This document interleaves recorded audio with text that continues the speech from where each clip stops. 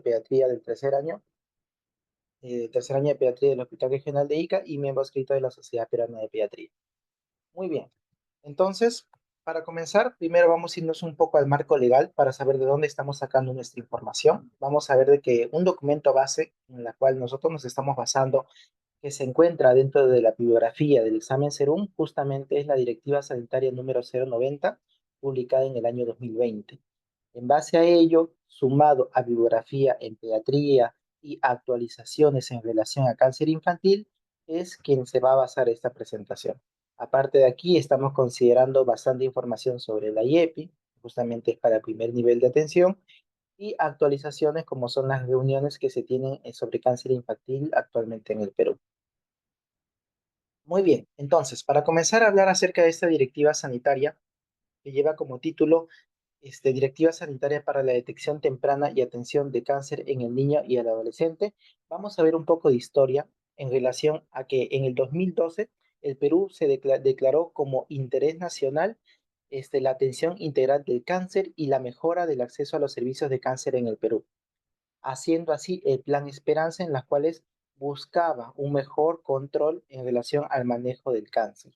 Es así que a partir de los años posteriores, el año 2017, se planteó un Plan Nacional para la Atención Integral de uno de los cánceres más frecuentes en pediatría, que justamente es la leucemia linfoblástica aguda en la población pediátrica y joven. A partir del año 2018, la Dirección de Prevención y Control de Cáncer del Ministerio de Salud declaró justamente al cáncer infantil como uno de los 3 tipos de cáncer prioritarios a nivel nacional, siendo así que la Organización Mundial de la Salud y la Organización Panamericana de Salud en el año 2019 designaron a Perú como,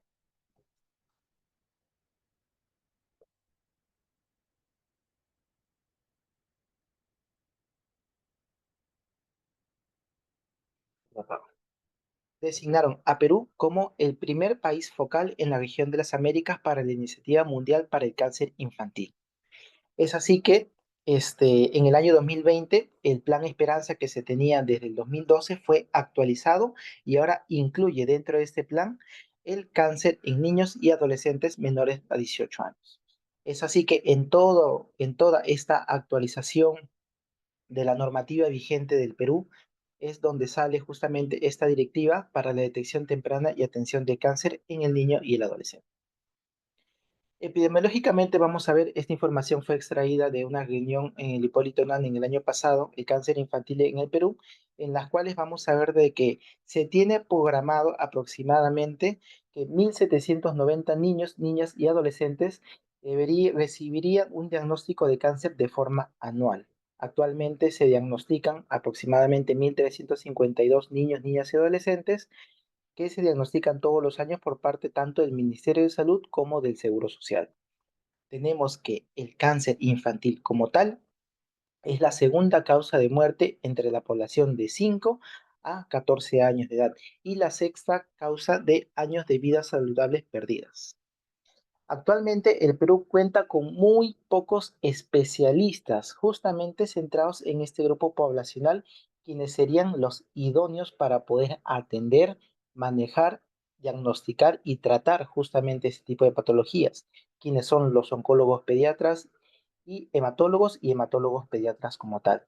Siendo así que el mismo residentado médico da este programa en muy pocas cantidades de forma anual. Y como un dato importante que se ha catalogado el 15 de febrero de todos los años como el Día Internacional del Niño con Cáncer, a partir del año 2001. Epidemiológicamente vamos a ver de que a diferencia de los hombres y las mujeres, vamos a ver que generalmente las mujeres tienen más prevalencia en relación al diagnóstico de algún tipo de cáncer en la edad pediátrica. Justamente aquí se puede confirmar de que no solamente en el último quinquenio, sino también en el último año se ha podido mantener esta prevalencia a predominio femenino. Esto es en base a nuestra propia literatura peruana, la sala situacional, pero todos los años. Muy bien. Entonces, actualizaciones justamente de la bibliografía que nosotros tenemos en relación a cáncer infantil vamos a tener de que en el año 2020 se dio la segunda reunión nacional sobre cáncer infantil en el Perú y justamente es aquí donde se lanza la iniciativa contra el cáncer en el Perú en el año 2019. Perú es catalogado como uno de los países objetivos para combatir el cáncer infantil. Es considerado una prioridad de salud pública para el gobierno a partir del año 2018 y se promulga como tal la ley de cáncer infantil en septiembre del 2020 que permite ahora ya tener un presupuesto como tal destinado a esta finalidad, buscando ampliar la cobertura nacional, la protección social de los padres y la creación de un programa nacional sobre cáncer infantil. Las principales instituciones que estarían a cargo es dentro del Ministerio de Salud, el Instituto Nacional de Enfermedades Neoplásicas y el de Salud como tal, junto a instituciones internacionales. Entonces, dentro de las iniciativas de la Organización Mundial de la Salud para combatir el cáncer infantil, esta centra el diagnóstico en 6 principales tipos de cáncer, siendo de ellos la leucemia linfoblástica aguda, el linfoma de Burkitt, el linfoma de Hodgkin, el retinoblastoma, el tumor de Wilms y el glioma de bajo grado. Ahora, centra el diagnóstico y la búsqueda de esos tipos de cáncer. ¿Por qué? Porque estos han sido comprobados que son altamente curables si es que son diagnosticados y tratados a tiempo.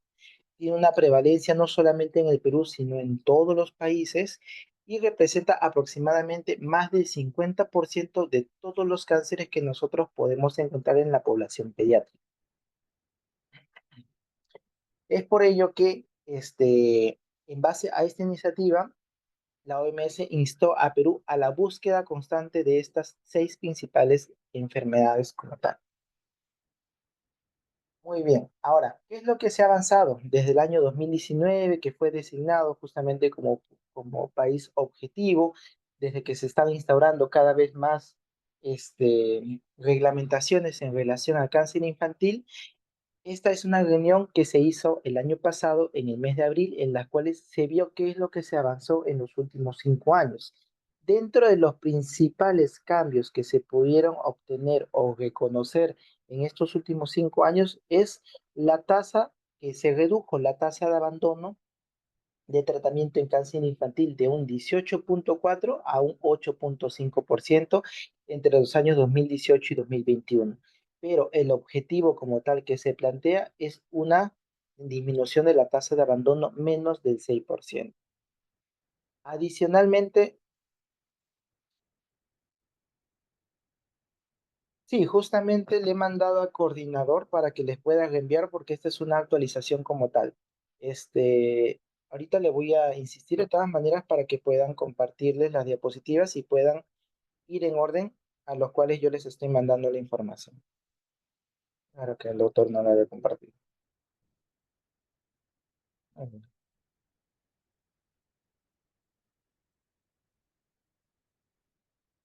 excelente.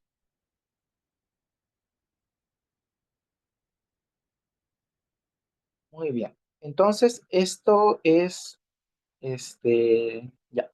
Lo que se pudo conversar en la reunión del año pasado justamente de las actualizaciones en relación al cáncer infantil, uno de los, están resaltados principalmente en este caso, el estado actual, los principales cambios y los principales objetivos que se han podido lograr hasta la fecha. Uno de ellos en relación a la tasa de abandono de tratamiento es la disminución del porcentaje, cuyo objetivo, como tal, es 6%, pero aparte de ello se han creado diferentes comités institucionales, se han creado diferentes proyectos de acompañamiento, no solamente a los niños, sino también a los padres y a las familias como tal. Asimismo, se han desarrollado diferentes herramientas para vigilar algunos casos de riesgo que puedan condicionar el abandono del tratamiento de estos del tratamiento oncológico para estos pacientes pediátricos. En relación al área de servicios de salud, vamos a ver que se ha promulgado la Ley de Urgencia Médica para la detección oportuna de cáncer integral del niño y del adolescente. Asimismo, cada vez se está desarticulando cada vez más la atención pediátrica de pacientes oncológicos. Siendo así, que años anteriores se estaba centralizado toda la atención en la ciudad de Lima y en los principales institutos nacionales. Actualmente se cuenta con 5 unidades oncohematológicas en el Perú y una unidad de cirugía oncológica pediátrica, especializado justamente en este grupo poblacional. Asimismo, se ha buscado que en el transcurso de los años se aumente un presupuesto definido para brindar la medicación y el tratamiento adecuado a este grupo de poblaciones. Y asimismo se está buscando apoyo no solamente nacional e internacional para poder coberturar en relación al tratamiento de esta población pediátrica. En relación a la detección temprana, hemos visto una gran bajada en relación al tiempo de diagnóstico. En el año 2018 teníamos un tiempo diagnóstico desde que el paciente llegaba primera vez a su atención hasta el diagnóstico definitivo, un aproximadamente de 107 días. Este tiempo se ha reducido a un aproximadamente menos casi de 2 meses, a 59 días. Pero el objetivo planteado como tal es que el paciente que sufra de algún tipo de cáncer sea diagnosticado en un lapso máximo de un mes, de 30 días. Es así que en base justamente en la mejora de esta detección temprana, de buscar cada vez aminorar los tiempos de diagnóstico de cáncer infantil, es que se ha creado la directiva sanitaria que mencioné en la parte inicial, que se encuentra dentro del temario del MINSA para el examen SERUM, que es la directiva para la detección temprana y atención de cáncer de niño y adolescente, que justamente esta debería estar en la cabeza de todos los serumistas para poder hacer las derivaciones a tiempo y poder reducir este tiempo de espera en la confirmación del diagnóstico y por ende el tratamiento y el pronóstico del paciente. Dentro de otros objetivos como tal, tenemos que se han creado también una norma técnica de vigilancia epidemiológica de cáncer en niños y adolescentes y un registro hospitalario nacional de cáncer infantil.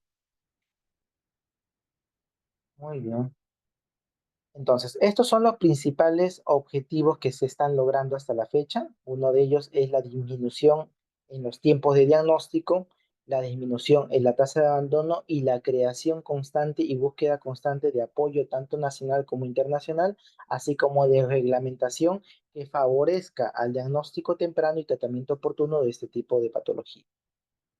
Muy bien, entonces ya entrando al tema como tal, tenemos que definir y hablar un poco sobre qué es cáncer infantil.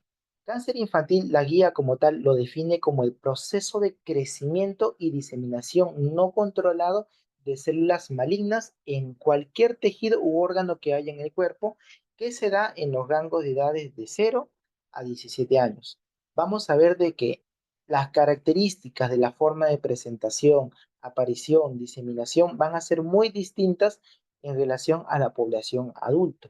Entre las principales y grandes diferencias que nosotros podemos encontrar es que en los niños, en la población pediátrica, generalmente los tipos de cáncer en general se van a presentar sobre tejidos versus que en los adultos se presentan sobre órganos.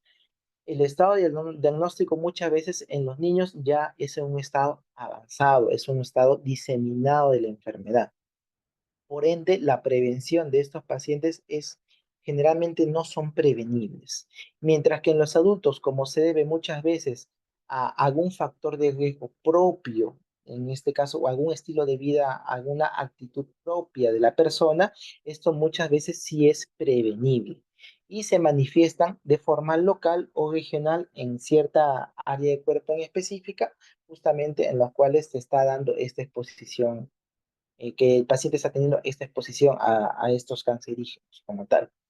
La detección temprana generalmente en los niños es de forma accidental. Muchas veces los niños, la mamá lo lleva a la consulta pediátrica manifestando, mi hijo tiene fiebre que no le pasa, mi hijo tiene un bultito en la pierna, mi hijito ya no puede caminar, está teniendo sangrado por la nariz, le han aparecido lesiones en los bracitos, que justamente esos son los signos que vamos a hablar más adelante y por ende vamos a ver de que nosotros debemos estar capacitados para poder identificar de forma rápida cuáles son estos síntomas para poder plantear la sospecha de un cáncer infantil. Mientras que en los adultos, bueno, cada vez está dando mayor educación en relación al diagnóstico de cáncer. El tamizaje es difícil a todos los niños que se le puede dar y lo bueno que en la población pediátrica el cáncer como tal sí responde al tratamiento y sí puede ser curable. Y he allí la importancia a comparación de un adulto, porque en los niños es importante el diagnóstico precoz, porque sí son altamente curables y a más temprano se diagnostique, a más temprano se detecte, mejora las oportunidades y el pronóstico del paciente. Existen actualmente múltiples tipos de neoplasias en pediatría, más de 100 aproximadamente, pero de todas ellas, la más común y la que seguro todos en algún momento en su vida de interno, en algún familiar, algún conocido, es justamente el cáncer más común en pediatría, que es la leucemia como tal. Pero no solamente puede presentarse allí, puede presentarse en los huesos, puede presentarse en el cerebro, puede presentarse en los ganglios, puede presentarse en el riñón, en las glándulas suprarrenales, en tantos órganos, pero de todos ellos, el más frecuente es la leucemia. Entonces, más tarde vamos a definir justamente cuando hablamos de posible cáncer, cáncer de alto riesgo, lo vamos a ver más adelante, pero esta diapositiva principalmente está centrada, y que la guía también lo menciona, de que todo paciente con diagnóstico de cáncer no debe ser atendido en un primer nivel de atención. Debe ser atendido sí o sí en un tercer nivel de atención, y puede ser también atendido en un segundo nivel si es que tiene ese segundo nivel de atención, las medidas o el personal capacitado para poder brindar esa atención, apoyándose tal vez de un tercer nivel a través de teleconsultas o apoyos al diagnóstico. Nosotros, como tal, en el primer nivel de atención, tenemos justamente que detectar los posibles cánceres o los posibles pacientes con alto riesgo de sufrir cáncer, y derivarlos de forma oportuna a un segundo y o tercer nivel de atención. El financiamiento como tal se da a través del SIS y el Fondo Intangible Solidario del FISAL, en relación a la cobertura que tiene cada paciente en su salud. En relación a los establecimientos que manejan pacientes oncológicos, existen actualmente 14 establecimientos que tratan niños y adolescentes con cáncer, como pueden ver, gran parte centralizado en la ciudad de Lima.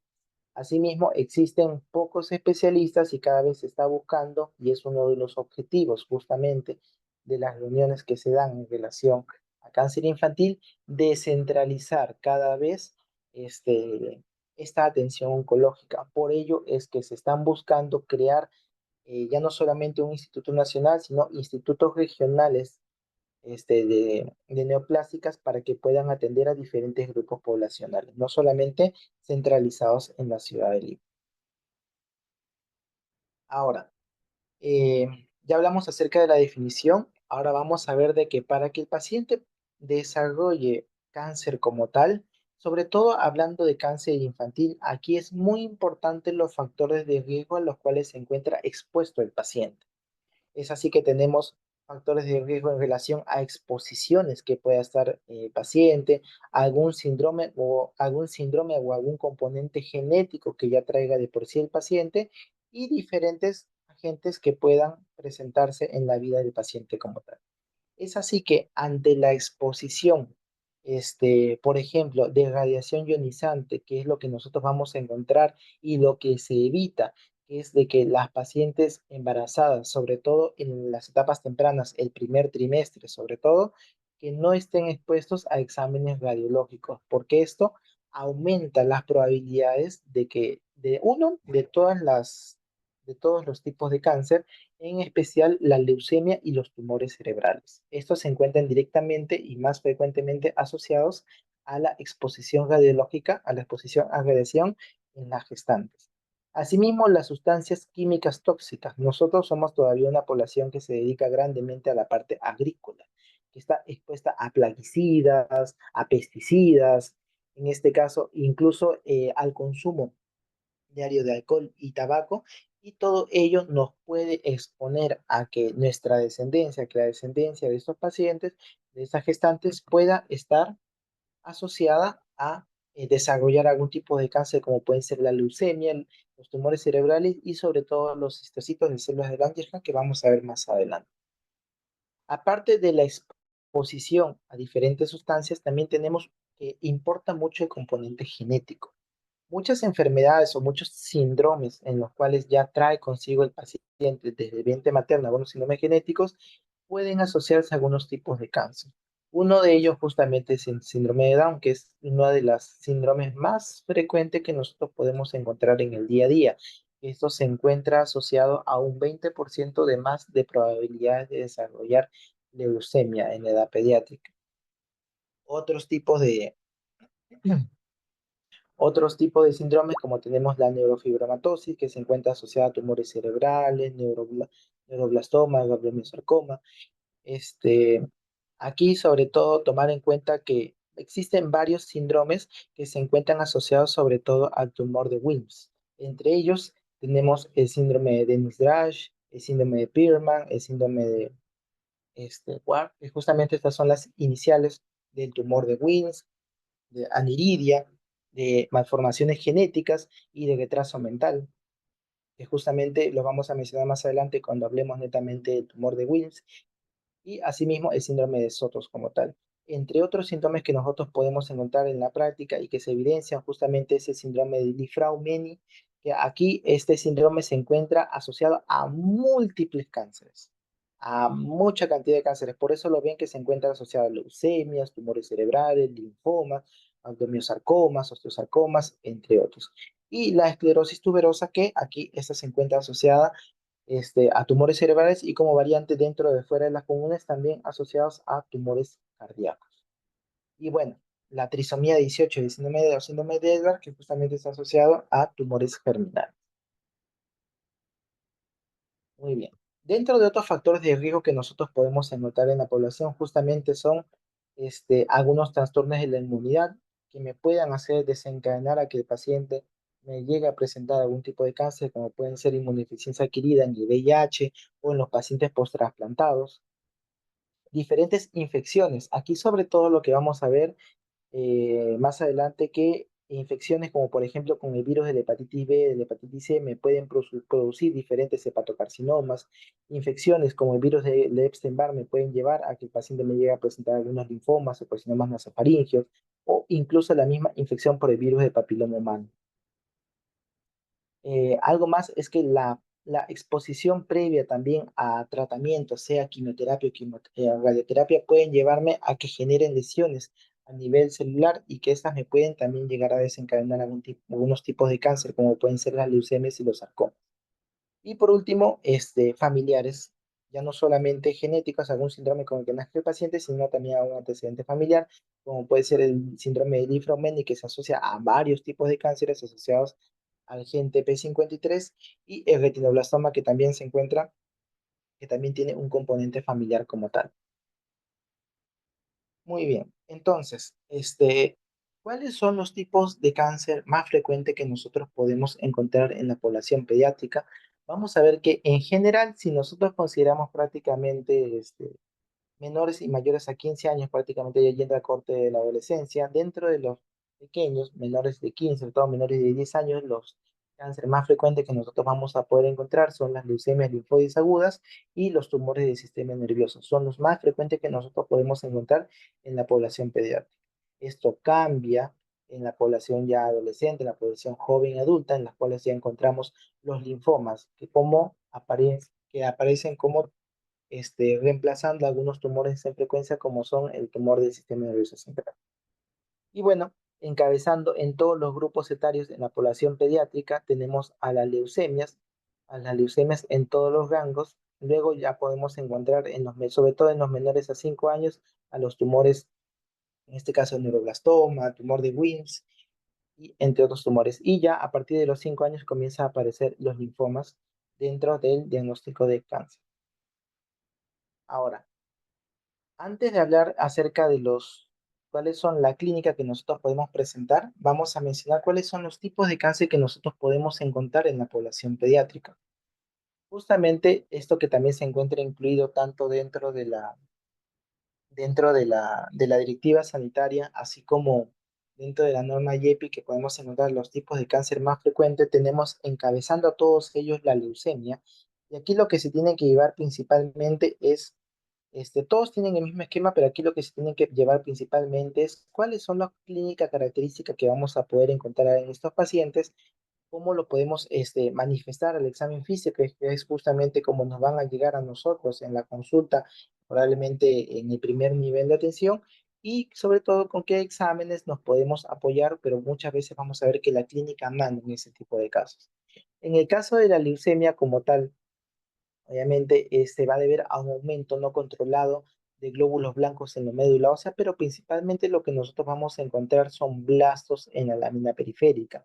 Estos como tal son precursores inmaduros de los glóbulos blancos que no deberían estar en el torrente sanguíneo y lamentablemente se debe a que la médula ósea los está formando en demasía y esos están saliendo de forma inmadura al torrente sanguíneo como tal. Es importante ese diagnóstico, uno, porque es el tipo de cáncer más frecuente en la edad pediátrica que nosotros podemos encontrar, y sobre todo porque sí llega a ser curable, aproximadamente en un 90% de todos los casos que se llegan a diagnosticar y a tratar. La tríada clásica: fiebre, anemia y manifestaciones de sangrado en ese tipo de pacientes. Otra clínica que podemos presentar justamente es dolor articular, dolor óseo y sudoración nocturna. Clínicamente lo podemos encontrar en el hemograma, en este tipo de pacientes que vamos a encontrar todas las series disminuidas. La serie roja, la serie blanca, vamos a encontrar que el paciente me va a presentar anemia y como manifestación clínica de la anemia el paciente va a estar pálido, va a tener fatiga, va a tener cansancio.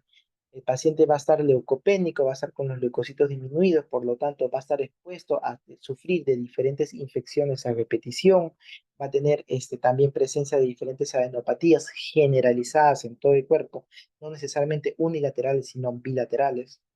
Asimismo, la trombocitopenia que me va a producir en la práctica se manifiesta como la presencia, puede haber sangrado, sangrado nasal, sangrado en encías, puede haber presencia de petequias, puntitos rojitos en el cuerpo o equimosis, como si fueran hematomas que se manifiestan en la piel del paciente pediátrico como tal. Y entonces, ¿cómo nosotros podemos identificar que un paciente es sospechoso de leucemia en primera instancia antes de irnos a los signos y los síntomas? Como tal, paciente que me venga pálido, que sufra de deficiencia a repetición, que yo al momento del examen físico le encuentro diferentes ganglios, diferentes adenopatías difusas en el cuerpo, que me diga, ah, doctor, me está sangrando la nariz, me está sangrando las encías, y que al momento del examen le encuentre, como ya mencioné, adenopatías difusas en todo el cuerpo y asimismo le encuentre diferentes petequias o diferentes equimosis. Ah, yo tengo este paciente que adicionalmente me está haciendo fiebre, tiene anemia, probablemente me estaba bajando de peso. Esto me tiene que hacer altamente sospechar de que el paciente pueda sufrir de leucemia. Puedo tomar un examen de hemograma control, confirmo los valores, justamente que se encuentran bajos y no pierdo el tiempo. Este paciente inmediatamente derivarlo a un segundo y o tercer nivel de atención para el descarte respectivo. ¿Cómo lo clasificamos? Esto lo vamos a ver más adelante en relación a sus signos y a sus síntomas. Segundo, otro de los cánceres frecuentes justamente son los linfomas.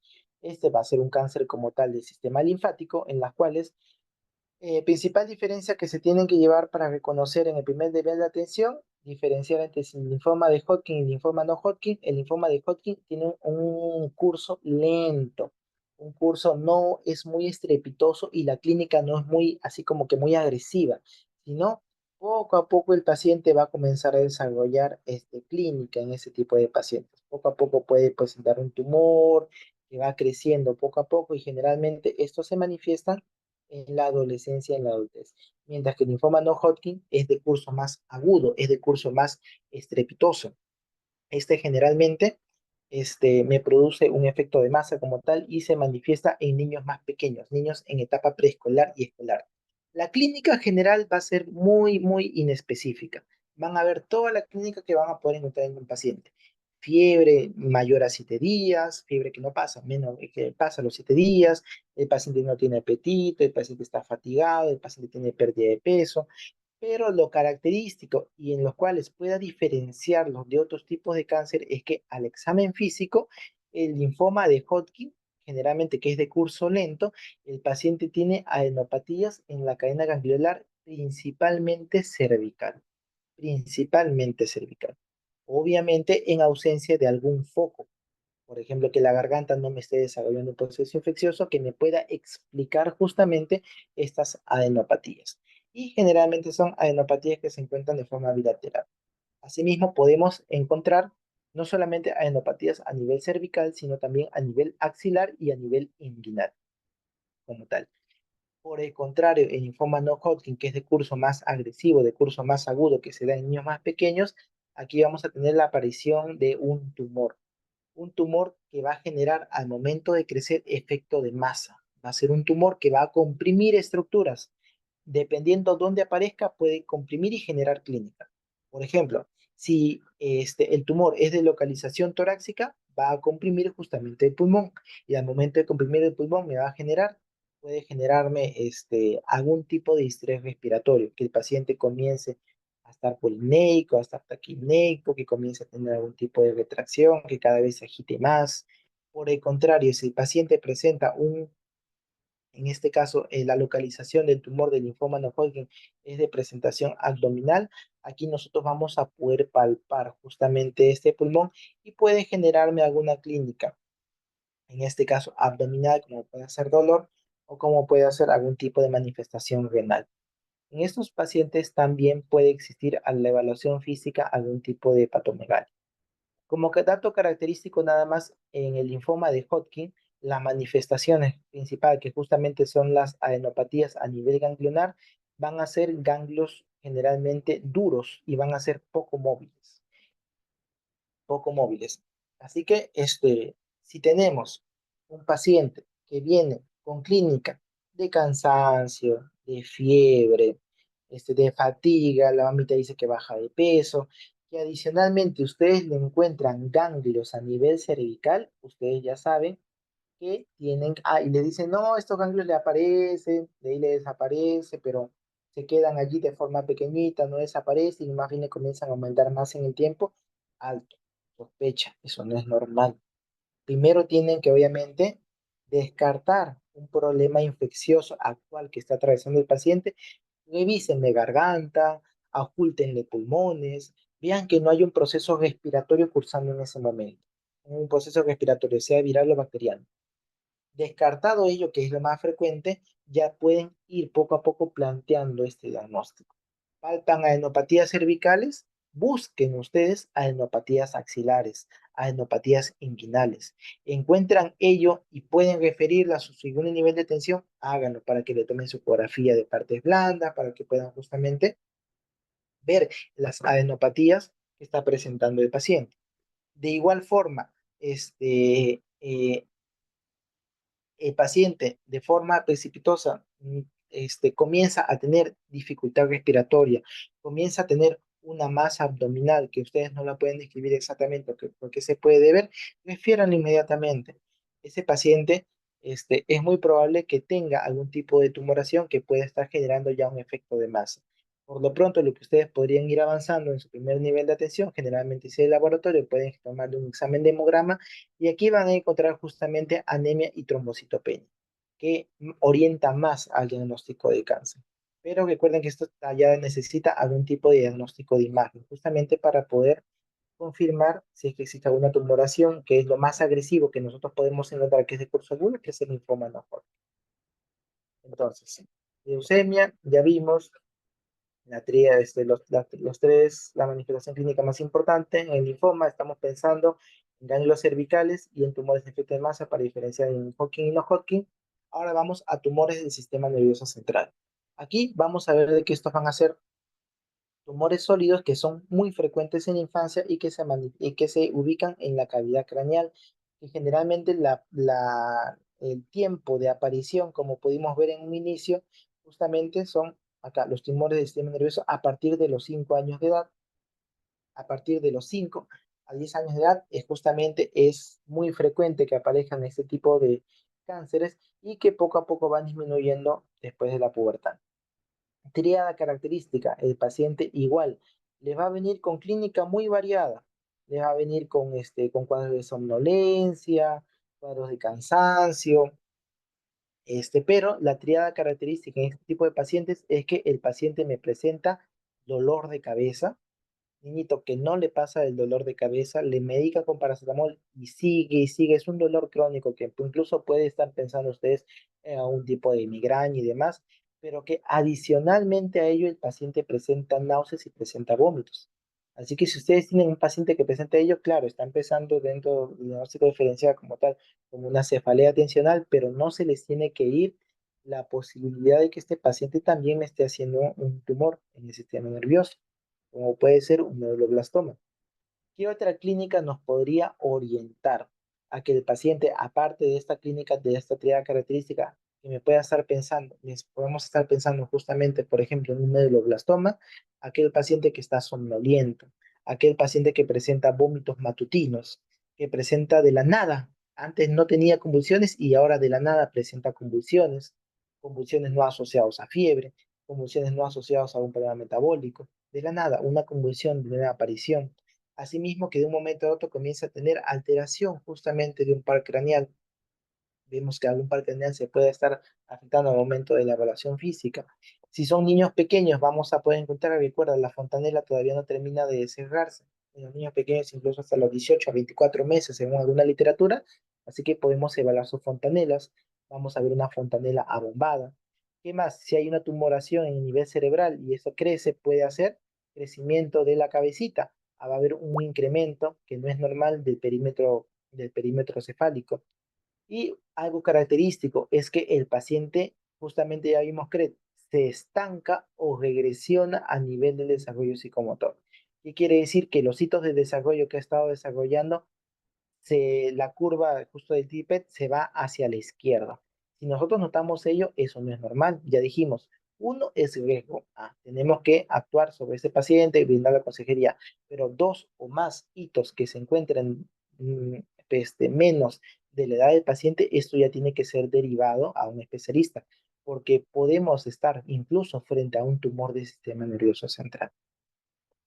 Niños más grandes, ya mayores a 2 años, dolores de cabeza persistentes, ya no solamente tienen dolor de cabeza, sino esta se asocia a clínica oftálmica, alteraciones al momento de la visualización, alteraciones en el equilibrio, en la marcha como tal. Y si el paciente ya está en la etapa escolar, vamos a ver un deterioro justamente de su rendimiento escolar. Aquí, la única forma de diagnosticarlo es a través de un examen a cabecita, no radiografía, sino una tomografía, idealmente una resonancia magnética. Y recordar, estamos buscando cáncer, así que tiene que ser con contraste. Otro tumor característico y tumor frecuente que nosotros podemos ver en la edad pediátrica y sobre todo tenemos que diferenciar es el tumor de Wilms y el neuroblastoma. ¿Cómo vamos a poder diferenciar uno de otro? Vamos con el primero, el tumor de Wilms. Vamos a ver de que aquí el origen de ese tumor es de origen renal. Puede ser de un lado, puede ser de dos lados, y va a ser el tumor renal más frecuente en la edad pediátrica, sobre todo con un tiempo de aparición de 2 a 3 años. Vamos a ver que aquí, ¿cuál es la clínica característica que vamos a encontrar en este paciente? Como pueden ver aquí, va a ser una masa que presenta el paciente, pero un dato importante, ustedes tracen una línea media en el paciente, una línea sagital aquí, y el tumor no cruza la línea media, no cruza la línea media, va a ser un tumor grande, un tumor que como pueden ver genera aumento a nivel abdominal, distensión abdominal, pero que es un tumor que no cruza la línea media. Clínica que se encuentra asociada a este tipo de tumor, que es el tumor de Wilms, uno, hipertensión arterial. Vamos a tomar la presión al paciente y vamos a ver que se va a encontrar por encima de los percentiles que debería estar. Y otro dato característico es que al examen de orina nosotros vamos a poder encontrar hematuria. ¿Qué nos puede orientar? Entonces, tenemos un paciente pediátrico, doctor, la barriguita no le deja crecer a mi bebé. Ustedes le ven un abdomen globuloso, un abdomen distendido. Palpan y palpan como si tuviera una masa palpable a nivel del abdomen. ¿Qué edad tiene su paciente? Acaba de cumplir 2 años, doctor. Uy, ya, cada vez el diagnóstico va orientando. Échenlo al pacientito a la camillita y palpen la barriguita como tal. Vean si es que justamente esa masa que presenta es a nivel superior, que me puede hacer pensar más en hígado, más este, a nivel del abdomen inferior.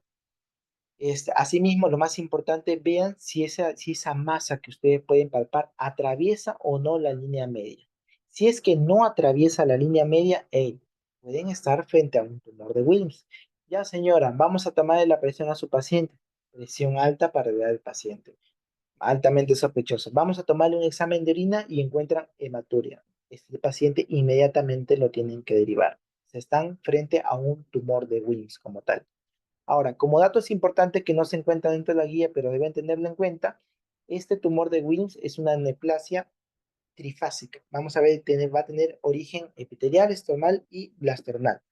Va a estar asociado a mutaciones de cromosoma 11p y se encuentra asociado a diferentes síndromes, como ya lo vimos previamente, al síndrome de Ward, al síndrome de Pierman y al síndrome de Bedwick y demás. Sobre todo al síndrome acá, al síndrome de Ward no se olviden porque justamente es el nombre característico que puede venir. Como ya les mencioné, son iniciales de la clínica que va a presentar este síndrome, que justamente es tumor de W por Wilms, A de anidiria, que justamente lo vamos a ver más adelante, justamente es la alteración del iris, malformaciones genitales y retraso mental. A esto se encuentra asociado justamente el síndrome de Wilms. Muy bien, entonces, ya pensamos en el síndrome de Wilms como tal y dentro de su diagnóstico diferencial está el neuroblastoma. El neuroblastoma como tal va a tener su origen en el sistema nervioso simpático, pero muy cerquita al anterior. Si el tumor de Wilms es a nivel renal, el neuroblastoma es a nivel suprarrenal. La edad de presentación generalmente también va a ser en niños pequeños, menores a 5 años, con una media de 2 años, como pueden ver, se presenta prácticamente casi en el mismo grupo etario, casi en el mismo grupo etario. Pero aquí la clínica característica, ¿cuál es? Bien, tumores grandes, tumores abdominales grandes, que aquí ustedes también van a tener la misma masa abdominal, pero esta masa sí va a pasar la línea media, va a ser un tumor más grande, un tumor más voluminoso, que no se va a autolimitar a la línea media, al hemicuerpo ipsilateral, sino va a atravesar esta línea media. Adicionalmente a ello, como es glándula suprarrenal lo que estamos actuando, este paciente va a tener un incremento de las catecolaminas y por ello su clínica va a ser muy sintomática. El paciente va a estar irritable, puede estar pálido, puede tener una sudoración profusa. Aparte de tener la masa palpable, nosotros vamos a poder encontrar justamente lo que pueden ver aquí en el paciente, una equimosis periorbitaria con edema bipalpebral. Vamos a encontrar los nódulos subcutáneos azulados a nivel de diferentes partes del cuerpo del paciente. A todo ello, adicional a la clínica característica de un paciente con cáncer, que es anemia, leucopenia y trombocitopenia. Entonces, por clínica ya nos estamos orientando a qué tipo de diagnóstico es. Pero adicionalmente a ello, ¿qué nos podría ayudar a orientar más el diagnóstico? Uno es una ecografía, que obviamente nos va a confirmar lo que ya estamos evidenciando con el examen físico, que es nuestra tumoración, pero sobre todo nos va a evidenciar que el origen de ese tumor, si es a nivel renal o a nivel suprarrenal, y un examen que es la ferritina sérica que se va a encontrar elevada en este tipo de pacientes. Muy bien. Entonces, tumor de Wilms no atraviesa la línea media asociada a hipertensión arterial y hematuria. Neuroblastoma, un tumor grande que sí sobrepasa, a nivel abdominal grande, que sí sobrepasa la línea media, de origen suprarrenal, que va a tener incremento de las catecolaminas y que en otra clínica asociada me vamos a encontrar equimosis y edema bipalpebral y los nódulos subcutáneos azulados. Como característica, aquí vamos a encontrar que la ferritina sérica en el neuroblastoma se va a encontrar elevada. Muy bien, seguimos. Ahora vamos con los tumores óseos. Tumores óseos como tal. Dentro de los tumores óseos como tal, las preguntitas sí, justamente las vamos a responder más adelante, para seguir avanzando, porque vamos a ver que hay un montón sobre cada uno de los casos. Ya, en relación a los tumores óseos, que nosotros vamos a poder encontrar característicos en la población pediátrica, como dato importante, como pudimos ver en las primeras diapositivas, lo más frecuente que nosotros vamos a poder encontrar en la población pediátrica es que estos tipos de cánceres se van a poder, son más prevalentes en la población femenina, pero los tumores óseos, por el contrario, son más frecuentes en los varones. Aquí, dentro de los tumores óseos que nosotros podemos encontrar en la población pediátrica, va a ser uno, el osteosarcoma, y dos, el sarcoma de Ewing, que justamente son tumores característicos óseos que podemos encontrar en este grupo de población. ¿Cómo diferenciamos uno del otro? El osteosarcoma es el más frecuente que nosotros vamos a poder encontrar en adolescentes y sobre todo se asocia a huesos largos. A huesos largos nosotros vamos a poder encontrar el osteosarcoma. Por el contrario, el sarcoma de Ewing, nosotros vamos a ver de que va a ser poco frecuente, pero más agresivo. Y como tal es lamentablemente muy deformante porque la localización o muy, que genera muchas limitaciones funcionales porque justamente la localización de este sarcoma es a nivel de la pelvis. Así que mientras el osteosarcoma se ubica más que todo en huesos largos, vamos a ver que el sarcoma de Ewing se va a encontrar a nivel de la pelvis. Lo bueno es que de este tipo de tumores óseos sí vamos a encontrar cierto porcentaje de sobrevida, que es el 70%, pero obviamente no va a ser tan bueno como los anteriores, como la leucemia, por ejemplo, que es potencialmente curable como tal. Lo malo de este tipo de cáncer óseo, como su nombre mismo lo dice, es hacia los huesos, y si afecta hacia los huesos, va a generar, sobre todo la clínica que genera característica es deformidad, porque está afectando y minando cada vez más el hueso, va a generar deformidad y asimismo al generar esta deformidad va a generar una, este, limitación funcional al momento de la marcha, al momento de la actividad diaria que hace el paciente. Vamos a poder encontrar enopatías en este tipo de pacientes, pero la clínica característica y lo que lo va a diferenciar principalmente de todos los tumores que hemos visto previamente es justamente la limitación funcional que va a generar este tipo de cáncer. Va a haber un aumento tanto del volumen en este caso, en la localización donde nosotros vamos a poder encontrar el tumor y asimismo vamos a poder encontrar dolor a la movilización de la extremidad en la cual nosotros podemos ubicar el tumor del paciente. Como dato característico y que nos pueda ayudar sobre todo a orientar el diagnóstico es la clínica que nosotros ya vamos a poder ver en estos pacientes. Como ya mencionaba, el paciente viene pálido, el paciente viene anémico, el paciente viene con cansancio, viene con fatiga, pero también se queja de que, miren, le comienza a salir, doctor, mi niño comienza o mi adolescente presenta un bulto en la pierna, presenta un bulto en el brazo. Aparte de ello, le duele mucho la zona donde está ese bulto y ya no le permite caminar como normalmente él lo estaba haciendo. Ello ya les puede ir orientando a él, no. Este paciente puede tener un problema óseo. Ahora, si es un problema óseo y estamos hablando de un paciente joven, un paciente pediátrico, un paciente adolescente, no debería tener las mismas, yo no debería estar pensando si esta misma clínica le presentaba, por ejemplo, un anciano, ¿no? Ellos tienen, ellos tienen ya huesitos más débiles. En cambio, un niño, un adolescente, ellos tienen huesos que no deberían sufrir como tal de deformaciones, ni de bultos, ni de fracturas, sino ya estamos pensando de que algo le está pasando a ese huesito. Entonces, algo que nos pueda orientar. Entonces, algo que nos pueda orientar al diagnóstico como tal de ese paciente, justamente es una radiografía simple. ¿Qué es lo que nosotros vamos a encontrar en esa radiografía simple que nos pueda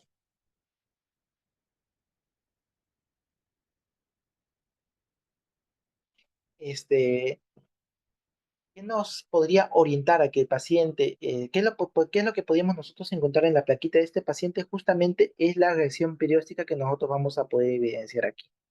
Existen múltiples tipos de lesiones que nosotros vamos a poder encontrar en la plaquita y justamente por eso le he puesto todas las formas que nosotros podemos encontrar aquí, que justamente es al momento de evidenciar el huesito, vamos a ver que se forma como una protuberancia en el hueso. Justamente esto se hace, lo que hace el cuerpo para evitar la fractura, para evitar para tratar de compensar lo que está generando justamente el tumor. Asimismo, pueden encontrar diferentes láminas que se están formando alrededor de justamente donde está generando la lesión. Como pueden ver aquí, se está generando diferentes láminas buscando proteger y mantener la integridad del hueso. Asimismo pueden ser lesiones como pueden ver aquí en cepillo, en rayos de sol, como sol naciente, que no van a ser justamente estas ya lesiones sólidas que vamos a encontrar, sino es el mismo tejido que se está formando para tratar de evitar una potencial fractura en ese tipo de pacientes. Entonces, si nosotros vemos un hueso como tal que se está formando alguna lesión perióstica alrededor de un hueso, eso todavía nos orienta más a que el paciente no pueda tener un tumor óseo. Así que como tal, identificamos la clínica y derivar inmediatamente al paciente a un nivel de atención mayor.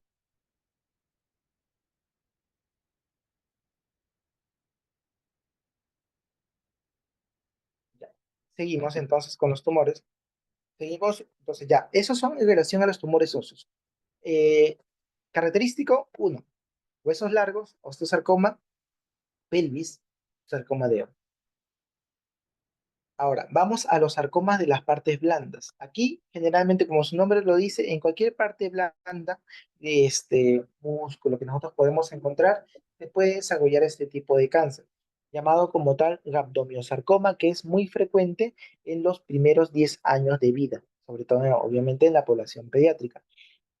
Dependiendo dónde aparezca, me puede producir diferente clínica. Como pueden ver aquí, me ha aparecido en una extremidad, me ha producido deformidad, aumento de volumen y dolor a la movilización justamente de mi pie. Por el contrario, también se puede presentar en el sistema genitourinario. Si se manifiesta en el sistema genitourinario en el varón, me va a producir un aumento escrotal, un aumento de volumen escrotal. Mientras que si este mismo rhabdomyosarcoma se presenta en la mujer, puede producirme un sangrado vaginal como tal.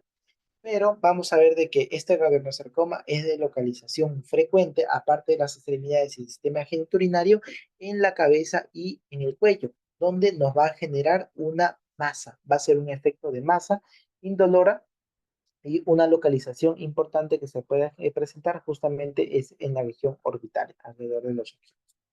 Clínica, por lo mismo que es que es parte blanda, nos va a generar aumento de volumen y dolor a la movilización. Y como diagnóstico, que nos pueda orientar el diagnóstico, como pueden ver aquí, ustedes lo que van a presenciar principalmente en el paciente, fuera de genitourinario, lo que ustedes van a poder presentar en la cabeza, en el cuello, en la carita o en las extremidades del paciente, justamente es una masa, ¿no? Es una masa que va a ser dolorosa, y que puede generar algún tipo de limitación, como puede ser la apertura del ojito, como puede ser la deambulación, y ustedes aquí, un poquito más alejado tal vez al llegar al diagnóstico, pero se podrían apoyar con una ecografía de partes blandas, derivarle un segundo nivel de atención, que tenga centro de radioimágenes, y lo que característico aquí que vamos a encontrar es que no va a ser descrito como una lesión blanda, sino va a ser descrito como una lesión durada como tal. Así que como una masa sólida, que obviamente tendría que ser estudiado a mayor detalle y tendría que ser derivado a un centro de mayor complejidad. Ese es en relación al rhabdomyosarcoma. Ahora, un tumor importante en la población pediátrica, que justamente es uno de los que está incluido dentro del tamizaje neonatal y que tiene que ser,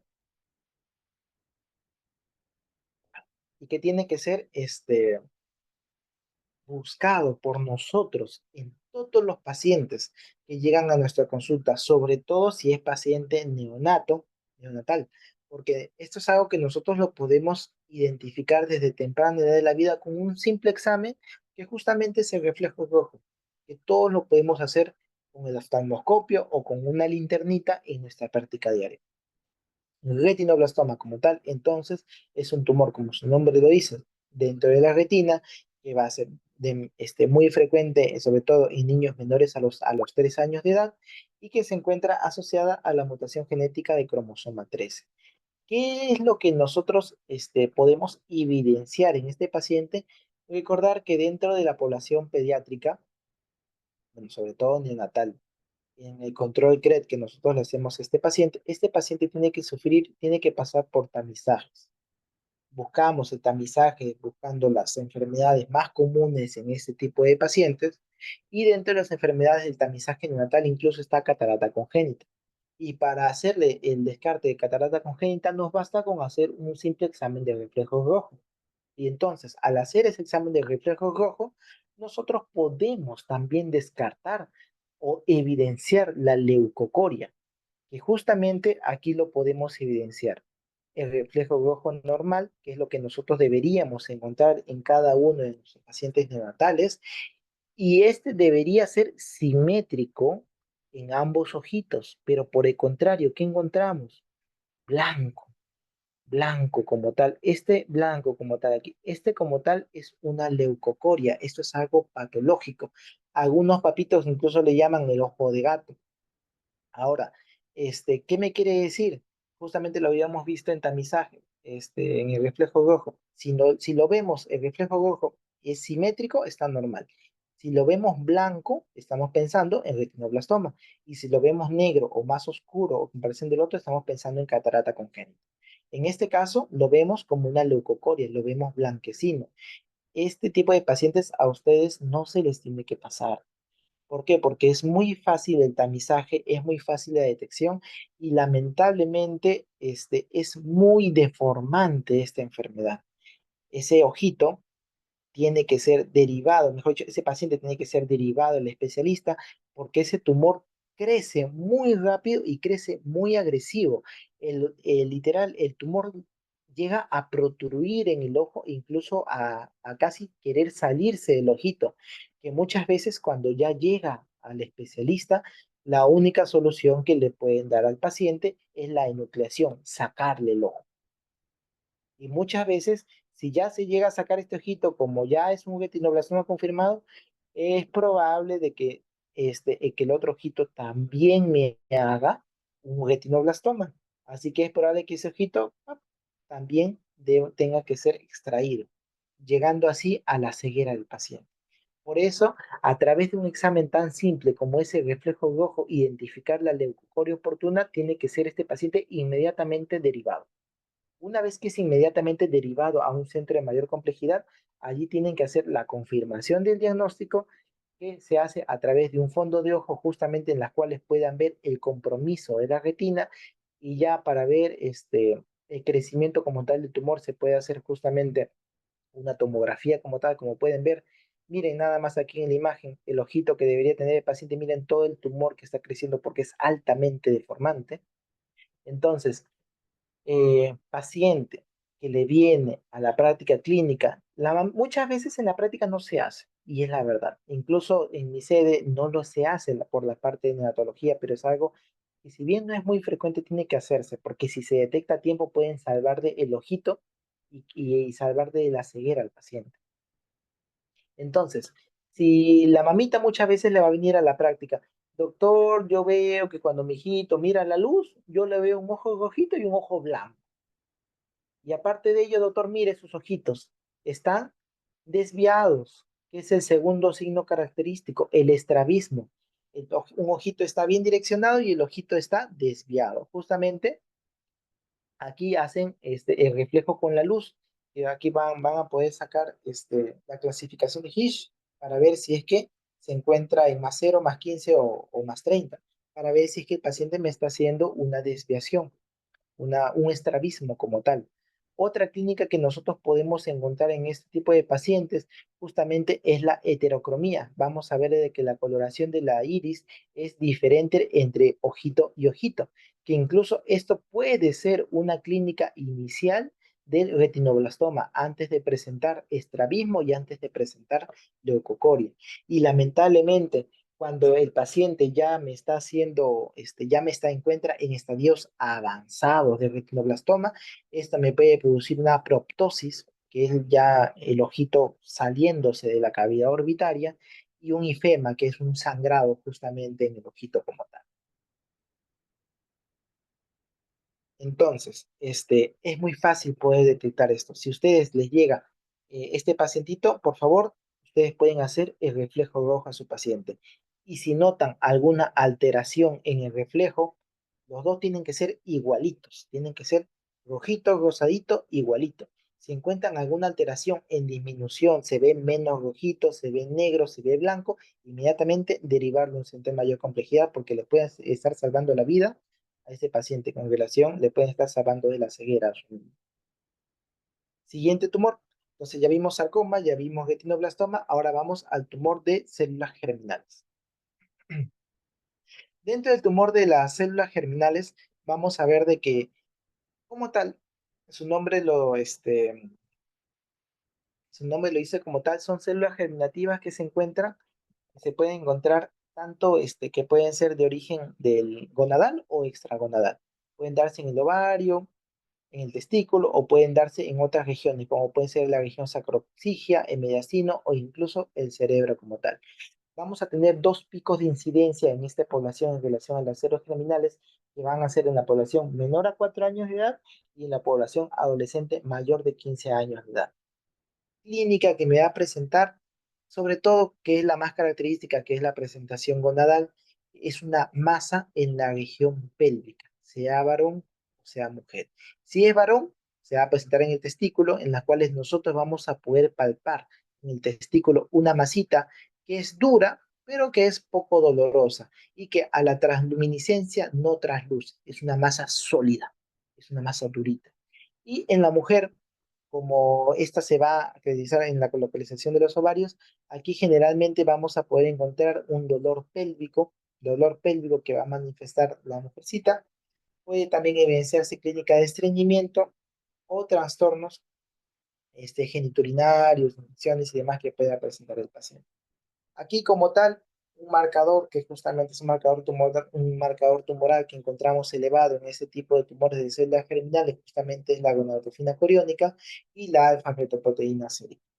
¿Y qué otra examen nos puede ayudar a diagnosticar, a confirmar el diagnóstico, sea testicular o sea ovárico como tal? Es una ecografía. Es una ecografía pélvica como tal, en las cuales van a encontrar justamente la masa la masa. De aquí, pacientito, nada más que va a venir a la práctica, niño pequeño, niño preescolar, menos de 4 años o ya un adolescente, más de 15 años, que se va a quejar por un bultito en el testículo o porque la mujercita presenta un dolor pélvico, que obviamente primero tienen que descartar alguna causa infecciosa, algún EPI y demás, porque muy probablemente ya se encuentra la niñita, la mujer en la etapa adolescente, en la edad reproductiva, así que tienen que descartar ello de fondo, pero dentro de su diagnóstico diferencial, si es que van descartando, tiene que estar también un tumor probable de células germ. ¿Unas pueden ayudar? Una ecografía. Y si ya están pensando y en la ecografía han encontrado una masa sólida, o ustedes palpando han encontrado una masa sólida que no trasluce, pueden ya de una vez pedir marcadores tumorales. Son la alfa-fetoproteína y la gonadotropina coriónica. Ahora, tumor hepático. Como pueden ver, el tumor hepático, al hablar de tumor hepático, estamos dentro de la cavidad abdominal. Así que nosotros aquí forma parte también del diagnóstico diferencial de mi tumor de Wilms y de neuroblastoma, que ya lo vimos con anticipación, que están orientados más que todo al riñón y a glándula suprarrenal. Entonces, cuando nosotros hablamos más que todo tumor hepático, en la clínica nosotros lo vamos a encontrar como una masa abdominal, pero que generalmente se encuentra en primera instancia en el abdomen superior, obviamente orientado principalmente al hemiabdomen, al hipocondrio derecho en primera instancia, pero que el tamaño de la masa que va a presentar el tumor en mi paciente, en este caso con tumor hepático, puede ser de tamaño muy variable. Pueden ser desde pequeños hasta gigantes. Y las características al momento de la palpación, esta va a ser un tumor liso, pero que va a ser más ondulado, va a tener una consistencia aumentada. ¿Qué es lo que vamos a poder encontrar aquí? Los dos principales tipos de cáncer que podemos encontrar en relación al tumor hepático es el hepatoblastoma y el hepatocarcinoma. ¿Cómo poder diferenciar uno y qué características tienen uno de cada, sobre todo para diferenciar uno de otro? El hepatoblastoma es el más frecuente, aproximadamente un 80 a 90% de todos los tumores hepáticos. Ahora, se manifiesta sobre todo en niños pequeños, lactantes y preescolares hasta los 4 años. ¿Por qué? Porque aquí lo que se encuentra afectado van a ser células hepáticas fetales o embrionales. ¿Qué quiere decir? Que la célula que me está generando el cáncer en este tipo de paciente es una célula que el pacientito ya lo tiene desde la etapa fetal. Por ende, ¿qué factores de riesgo se encuentran asociados a hepatoblastoma? Todo aquello que pudo intervenir durante la gestación en el desarrollo de este cáncer. Alimentos altos en nitrito, como pueden ser carnes, lácteos procesados, medicamentos, carnes procesadas. Asimismo, que la mamita haya tenido algún tipo de terapia hormonal para quedar embarazada. E incluso el tabaquismo, tanto de la madre o del papito, como es un fumador pasivo. Ello puede afectarme al feto y puede que alguna célula del hígado en ese fetito puede estar, pueda llegar a producirme un cáncer. Y si me llega a producir un cáncer, este cáncer se manifiesta en etapa, hasta los 4 años de vida, en etapa hasta preescolar, y se denomina hepatoblastoma, y que es el más frecuente. Por el contrario, si tenemos un tumor hepático que se manifiesta pasado este rango de edad, ya son en escolares a partir de los 5 años o incluso en adolescentes hasta los 18 años, esto ya no es hepatoblastoma, esto es hepatocarcinoma. Y al igual que el hepatocarcinoma de la población adulta, esto ya no mucho tiene que ver con la etapa fetal del niño, sino tiene que ver ya con los estilos de vida o las exposiciones que el paciente pediátrico tiene ya durante toda su infancia. Puede ser exposición a pesticidas, exposición a diferentes plaguicidas o incluso infecciones. Dentro de ellas, las infecciones más frecuentemente asociadas a hepatocarcinomas es el virus de la hepatitis B, pero sobre todo la infección por el virus de la hepatitis C. Ellas me van a producir, me pueden llegar a producir un hepatocarcinoma que se va a manifestar ya en etapa más avanzada de la edad pediátrica del paciente. Entonces, paciente que le venga uno con un tumor a nivel abdominal, sobre todo enfocado en hipocondrio o mesogastrio, que hace un efecto de masa, que es liso, pero que aparte de ello el paciente presenta dolor abdominal, presenta vómitos, tiene que estar dentro de su diagnóstico diferencial, justamente el tumor hepático. Ahora, ¿cómo diferencian uno de otro o cómo oriento si es un hepatoblastoma o un hepatocarcinoma? En base a grupo etario. Lactante y preescolar, hasta los 4 años que son los preescolares, hepatoblastoma, y ya más grandes hasta que sean jóvenes, su hepatocarcinoma. ¿Qué exámenes nos pueden ayudar al momento del diagnóstico? Obviamente una ecografía o una tomografía que van a evidenciar y podemos evidenciar como tal la masa hepática, pero sobre todo un examen que ya también es un marcador tumoral es la alfa-fetoproteína sérica que se puede encontrar elevada en este tipo de pacientes. Ahora, llegamos a una entidad que, a ver, no es un cáncer, pero se comporta como un cáncer. Y eso también se encuentra dentro de la guía, que justamente es la histiocitosis de células de Langerhans.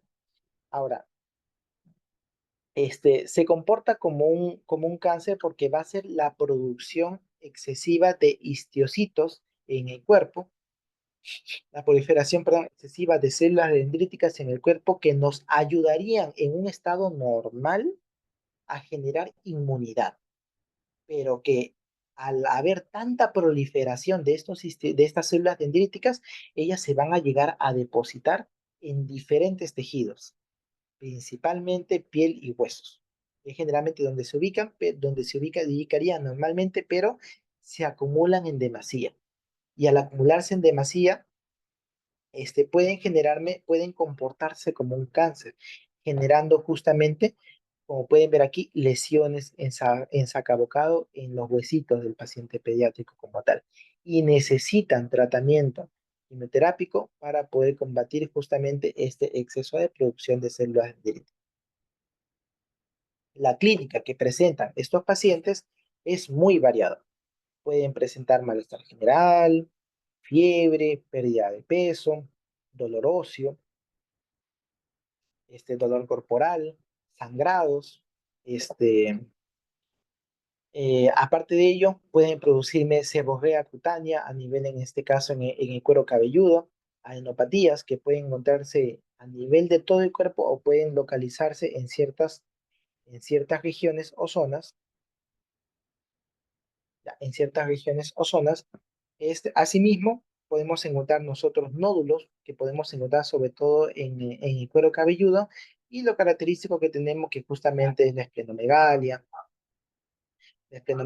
y la característica de los cánceres que justamente es la anemia, la neutropenia y la trombocitopenia como tal.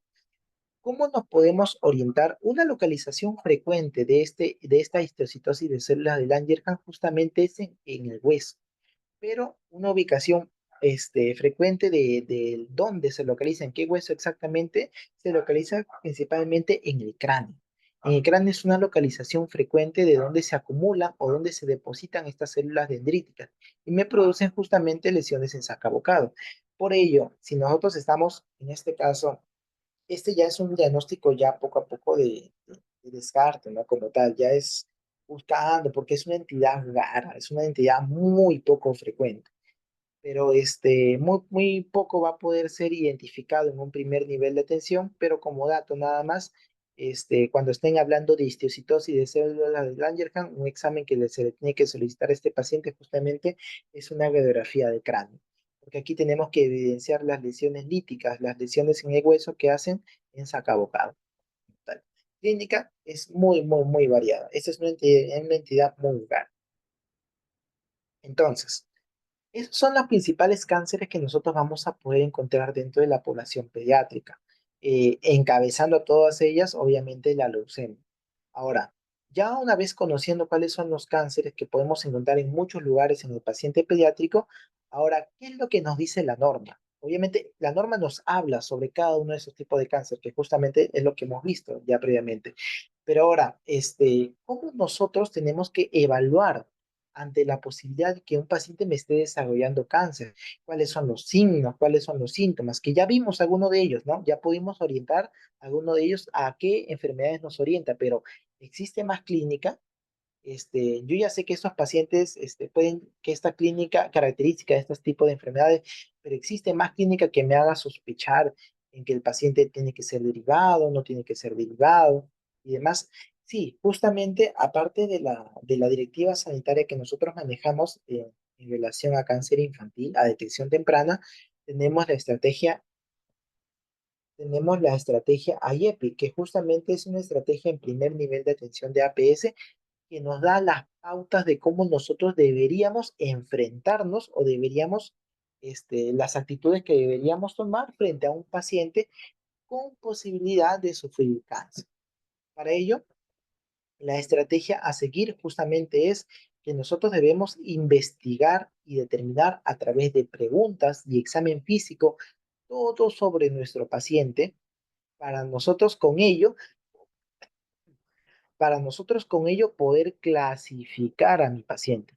El paciente tiene que ser derivado inmediatamente como emergencia, tiene que ser derivado como consultorio o me quedo tranquilo y solamente le hago seguimiento y consejería. Una vez que yo ya defina a mi paciente, clasifica a mi paciente y defina qué tipo de tratamiento debería seguir, recién comienzo a tratar a mi recién nacido en base a cada una de las estrategias o en base a la clasificación que mi paciente se encuentre. Este tratamiento no va aislado en el niño. Recuerden que mucho en pediatría es un manejo conjunto de los padres y los cuidadores. No solamente deberíamos tratar al niño, dentro del tratamiento está mucho la consejería que le damos a los padres, porque ellos son los principales cuidadores y los que en primera instancia deberían entender la enfermedad del niño y entendiendo la enfermedad van a saber cómo actuar en diferentes situaciones que se le puedan presentar.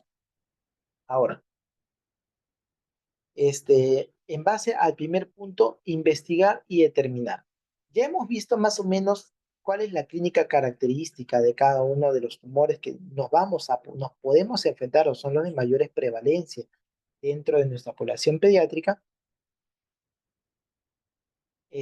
Ahora, ¿qué preguntas nos deberíamos hacer justamente para poder identificar ello, ¿no? Obviamente, Aquí nos hemos orientado ya a lo más preciso, pero entonces, ¿qué preguntas nos deberíamos hacer? Las preguntas y el examen físico que deberíamos hacernos para nosotros tratar a un paciente con sospecha de cáncer infantil, uno es fiebre. Señora, su niño ha presentado fiebre. Sí, doctora, ha presentado fiebre. ¿Cuántos días? El punto de corte es un punto de corte importante. Para nosotros pensar en un cáncer, el punto de corte para la fiebre es 7 a más días. Muchas veces la mamita no puede identificar la fiebre o simplemente lo nota como una calentura. Así que también tenemos que preguntarle si el paciente ha tenido alguna sudoración, diaforesis importante por más de una semana. Otro dato importante, aparte entonces, primera pregunta importante, fiebre. Segunda pregunta importante, dolor de cabeza. ¿El paciente ha tenido dolor de cabeza? Sí, doctor, le duele la cabecita que incluso lo llega a despertar. Otro dato importante. Entonces, dolor de cabeza. Y señora, ¿este dolor de cabeza se presenta solo o también tiene náuseas, también ha tenido vómitos? Este, no, sí, doctor, cada vez que le duele la cabeza ha presentado, se queja de que tiene ganas de vomitar. Y algunas veces ha presentado vomitar. Ah, ya. Entonces, están pensando, hay algo más ahí que me puede estar condicionando, que puede ser una cefalea también, pero ya tenemos fiebre, ya tenemos dolor. Asimismo, tenemos que preguntar a nivel óseo, ya no solamente en el dolor de cabecita, sino a nivel articular, a nivel óseo. Señora, ¿ha presentado dolor, alguna limitación en sus actividades diarias? Este, Últimamente se ha encontrado más cansado, más fatigado, ya no hace sus actividades, para durmiendo, para descansando. Esas son preguntas clave iniciales que deberían preguntar. Fiebre, dolor de cabeza, fiebre, dolor de cabeza y dolor óseo, dolor articular o dolor muscular.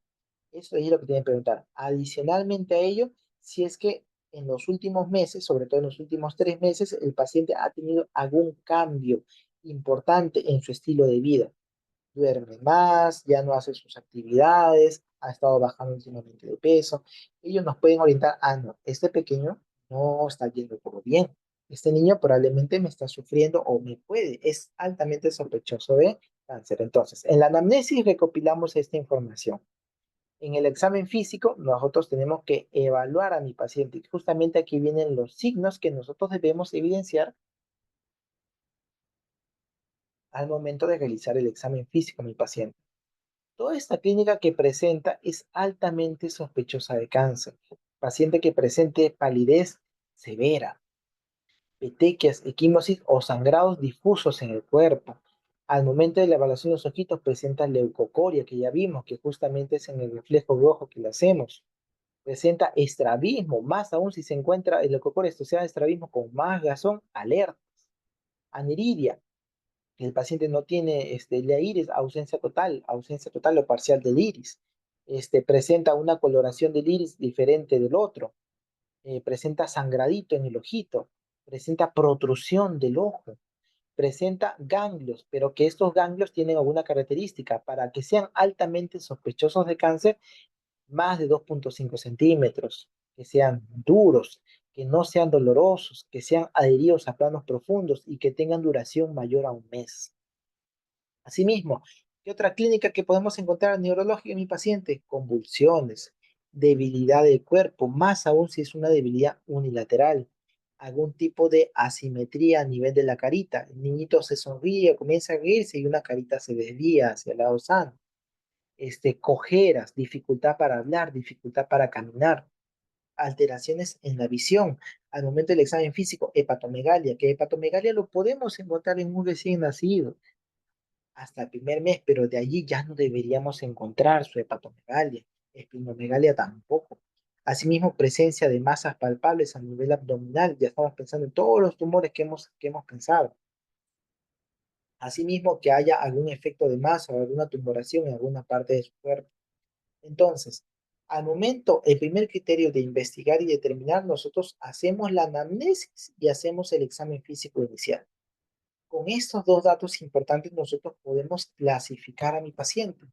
Entonces, al momento de hacer la anamnesis y el examen físico, nos preguntamos y hacemos el examen detallado de mi paciente.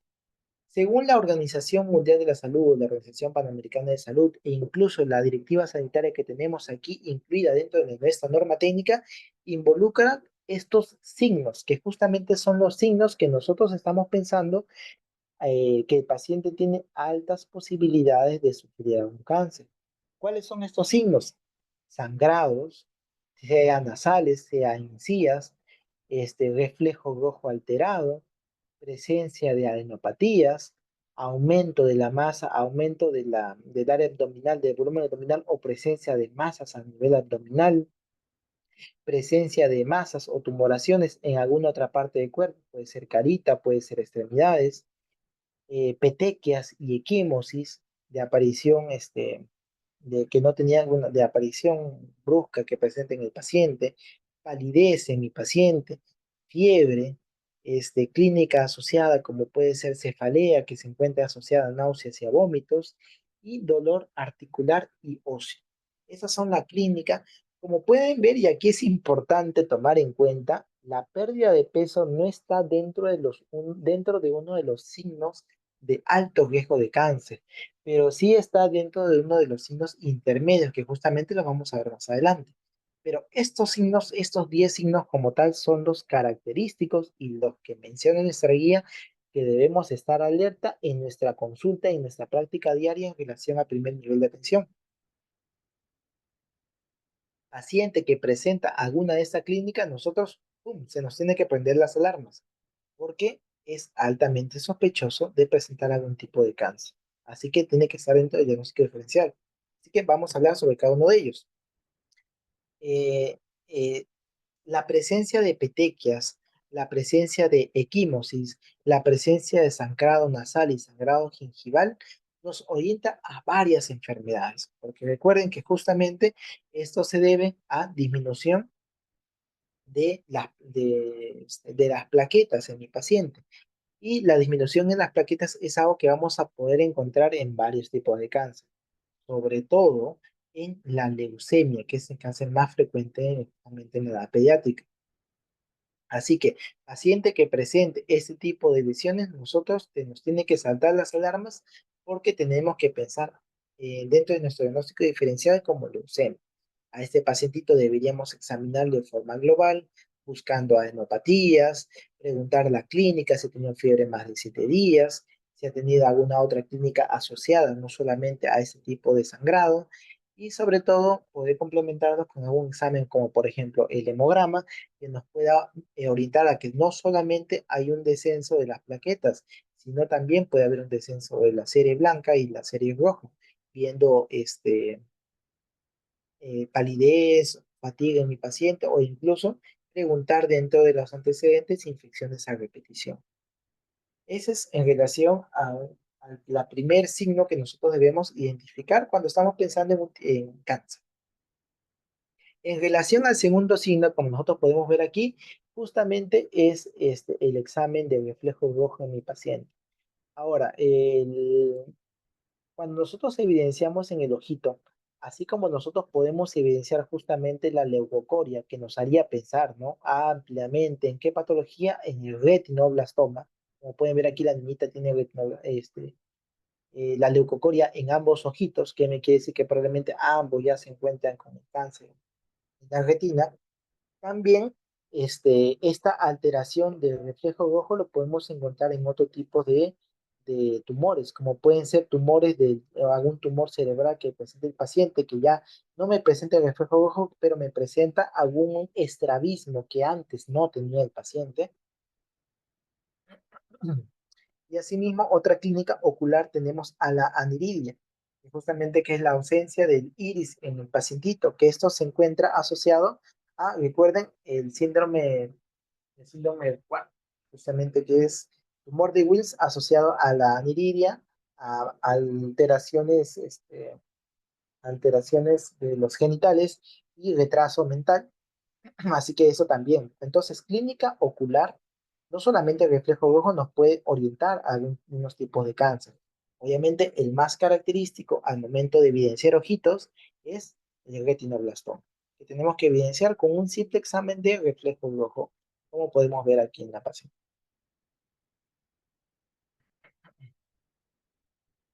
Ya, seguimos con el tercero, que justamente es el tercer signo, que justamente es la aparición de ganglios. La aparición de ganglios lo vamos a encontrar en múltiples tipos de cáncer.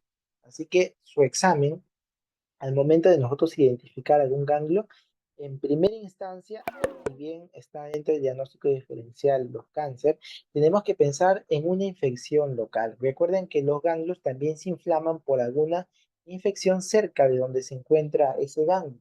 Si es a nivel cervical, podemos pensar en alguna infección, en alguna infección en vía respiratoria alta. Si es a nivel inguinal, podemos pensar en alguna infección a nivel genitourinario. Si es a nivel axilar, por ejemplo, podemos pensar, no sé, en alguna celulitis o alguna lesión a nivel de piel. Así que tenemos que evaluar bien en mi paciente. Y una vez nosotros encontremos un ganglio inflamado, tenemos que preguntar, uno, tenemos que preguntar en la anamnesis muy bien sobre el tiempo de aparición. ¿Desde cuándo este ganglio ha disminuido? Al momento del examen físico, al momento, perdón, de la palpación de este ganglio, tenemos que ver el diámetro justamente del ganglio, si es que está adherido a planos profundos, si es que es doloroso, si la consistencia de ello, el tiempo de aparición, cuales nos hace pensar justamente de que ese ganglio puede ser altamente maligno, que quiere decir que muy probablemente estamos frente a un cáncer. Son aquellos ganglios que miden más de 25, más de 2, perdón, más de 2,5 centímetros, que no son dolorosos, que se encuentran adheridos a planos profundos, que son duros al momento de la palpación y que tienen una duración mayor a un mes. Asimismo, tenemos que haber descartado que cerca haya un foco infeccioso. Ello nos hace pensar, hey, no, podemos encontrar frente a un tipo de cáncer, y más aún si es unilateral. Unilateral. Muy bien. Entonces, ¿qué tipo de cáncer podemos pensar si es que encontramos ellos? Lo más frecuente aquí en adenopatías, bueno, fuera de la leucemia, obviamente, que nos puede producir adenopatías múltiples en todo el cuerpo a nivel generalizado, tenemos los linfomas, la cistocitosis, los gaptomiosarcomas, el neuroblastoma. Entonces, este, si nosotros tenemos como tal alguna masa a nivel cervical y estamos pensando, y es una lesión maligna como tal, generalmente, si está cogiendo ganglio, estamos pensando en un linfoma, por encima incluso de las leucemias, es que estamos pensando netamente en afectación de ganglio, y no hay otra clínica asociada. Ahora, como ya mencionamos en el linfoma de Hodgkin, no se olviden, los ganglios principalmente que van a presentar este tipo de pacientes son cervicales. También pueden aparecer axilares y inguinales, pero en primera instancia, lo característico de ellos es que presentan ganglios de estas características a nivel cervical. Ya. Mientras que el linfoma no Hodgkin como tal, como ya habíamos visto, generalmente presenta un efecto de masa, una tumoración de masa, pero también puede presentar ganglios, pero en menor medida. Y para diferenciarlo de las leucemias como tal, las leucemias no respetan, no necesariamente es a nivel cervical, presentamos en todo el cuerpo, múltiples y diseminadas en todo el cuerpecito para pensar como tal en una leucemia. Ahora, tumoración abdominal. Al momento de nosotros hablar ya de tumoración abdominal, también nos podemos encontrar de todo el diagnóstico diferencial que podemos encontrar en esta zona, que justamente es el neuroblastoma, estamos hablando del glándulo suprarrenal, el tumor de Wilms, si estamos hablando del riñón, ¿cómo se llama? El hepatocarcinoma o el hepatoblastoma, si estamos hablando de tumores hepáticos, o incluso algún linfoma abdominal. Entonces, datitos importantes al momento de la evaluación del abdomen, que encontramos una masa palpable que hace efecto de masa acá en cavidad abdominal. Uno, nos interesa mucho el tamaño. Recordar que aquí generalmente hacen tumores grandes, pero es muy importante el tamaño, sobre todo ver si pasa o no la línea media, porque si no pasa la línea media, nos estamos orientando sobre todo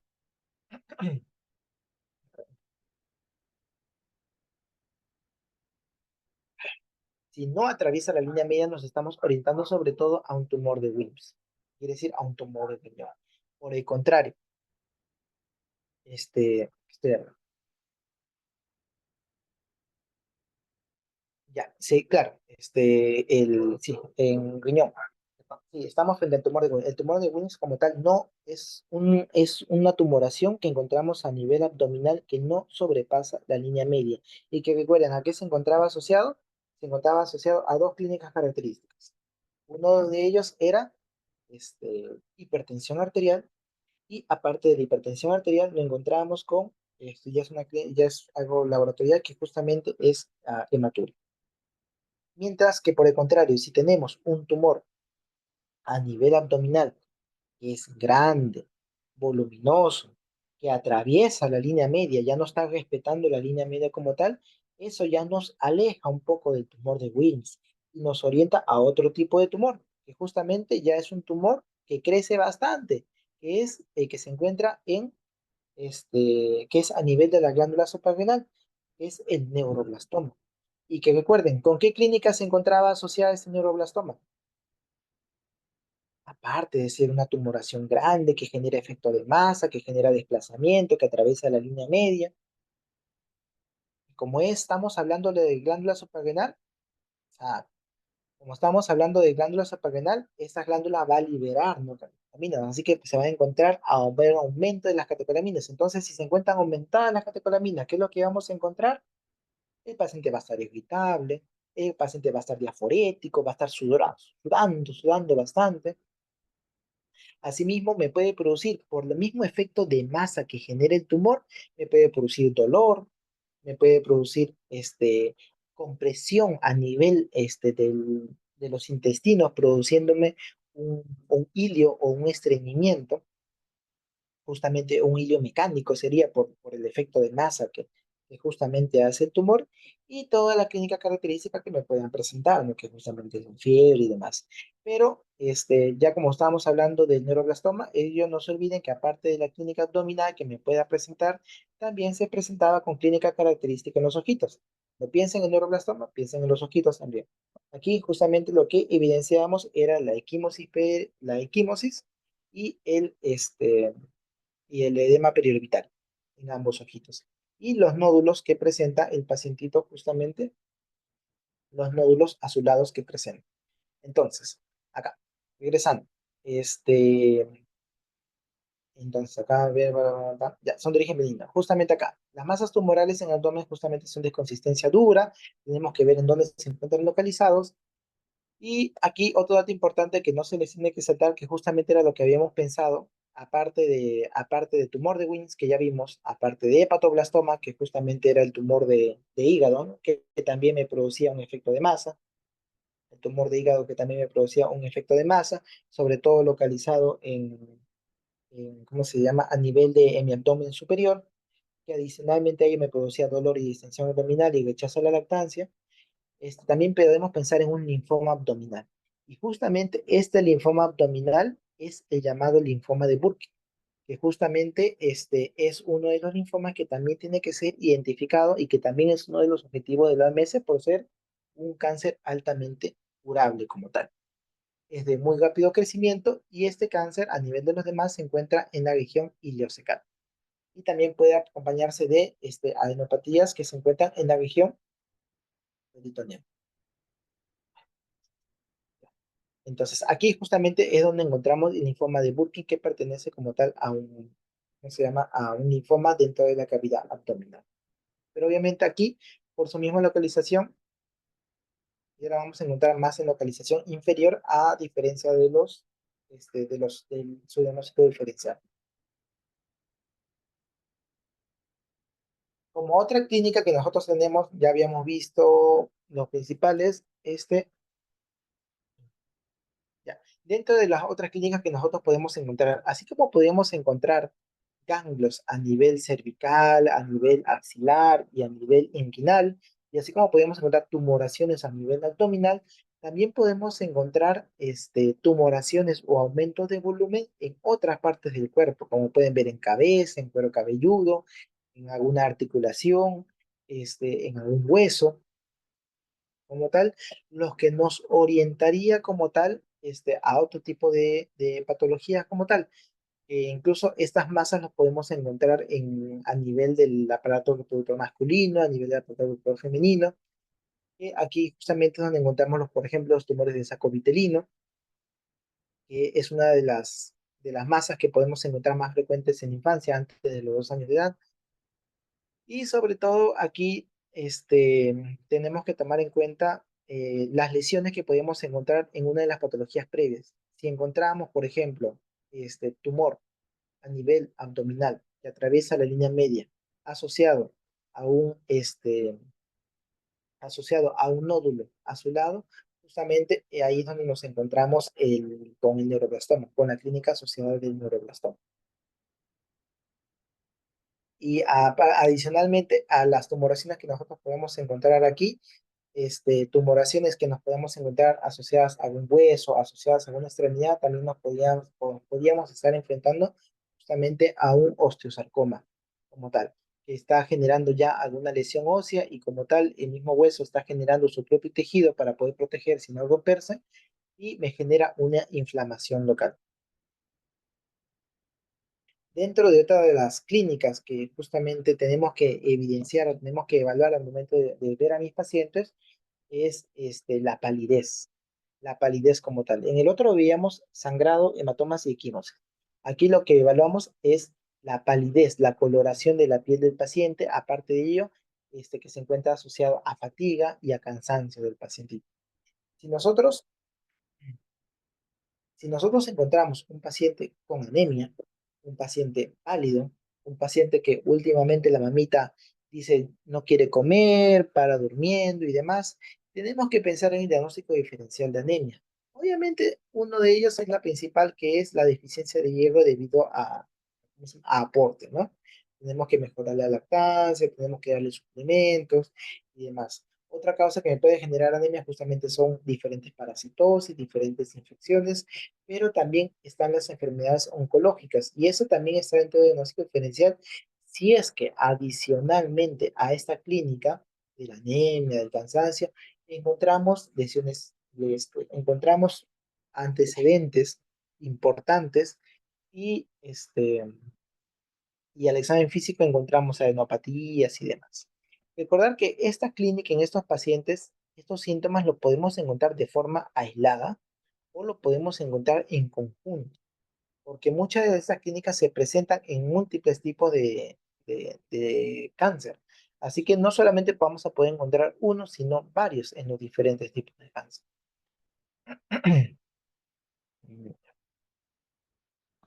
Y la fiebre. La fiebre es un dato importante que no se tiene que ir porque hay un punto de corte importante que justamente es el corte de los 7 días. Para que nosotros estamos sospechando, para que nosotros podamos sospechar o aumentar la sospecha de que mi paciente me está haciendo justamente un tipo de cáncer, es, es justamente la fiebre que se presenta en mi paciente por un lapso superior a los 7 días. Y justamente, este, ante un paciente febril, que a ustedes les lleguen dentro de a su posta, a su centro de salud, ustedes tienen que ir primero de lo más frecuente a lo más infrecuente. Lo más frecuente es que justamente este paciente, si es neonato pequeñito, puede ser por sobreabrigo, puede ser alguna infección viral, una infección bacteriana, este, pues tienen que ir poco a poco descartando cuáles y defocalizando su paciente para tratar la forma para buscar cuál es la causa justamente de esa fiebre. Si a pesar de ello no logran identificar cuál es la causa de la fiebre, ya tienen que ir planteando a mi paciente con un diagnóstico de fiebre de origen desconocido, de origen determinado, y tienen que ir poco a poco yendo al diagnóstico de un descarte de cáncer en un tipo de paciente. Más aún si esta fiebre no se encuentra aislada. Si esta fiebre de 7 días se encuentra asociada a petequias, a sangrado, a adenopatías, a baja de peso y demás. Así que la fiebre es otra clínica importante que no se nos tiene que pasar, sobre todo viendo el punto de corte de los 7 días. Ah, y como ya mencioné, muchas veces la mamita no ve la fiebre, pero ve que el bebé no deja de sudar. Sudadito, sudadito, amanece otro mojadito, su polito. Ay, muchas veces ha estado sudando, pero puede también haber estado haciendo una fiebre. Así que hay que asesorar a la mamita para que pueda este, hacer la lectura constante de la temperatura de su niño y ver si lo que dice que es una calenturita o que solo está sudando, en realidad es fiebre. Otra clínica, como ya mencionamos, las preguntas iniciales que nos teníamos que hacer era, ¿presenta fiebre más de 7 días o más de 7 días?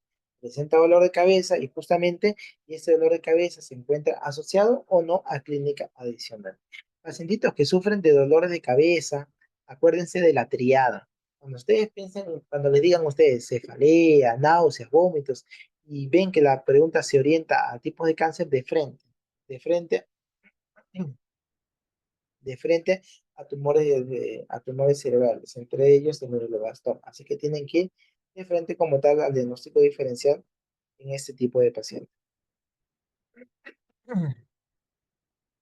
Muy bien. Entonces, aparte de esta clínica, como ya habíamos visto justamente acá, las tumoraciones o los aumentos de volúmenes que pueden presentar a nivel de la piel, a nivel de otras estructuras, pero si aparte esa tumoración duele, esa tumoración duele como tal, donde está hinchadito duele, entonces nosotros ya estamos pensando en que muy probablemente allí haya algo que se esté generando de que el huesito o la parte muscular se inflama. Y tenemos que pensar justamente ya en algún tipo de cáncer, algún tipo de que algo me está generando desmineralización y que me pueda estar haciendo que ese huesito esté sufriendo y que pueda estar expuesta a una potencial fractura y que por eso se está hinchando, para buscar ahí generar un efecto de inflamación para que poco a poco se genere más tejido óseo, este, se pone tejido óseo alrededor y evitar una potencial fractura.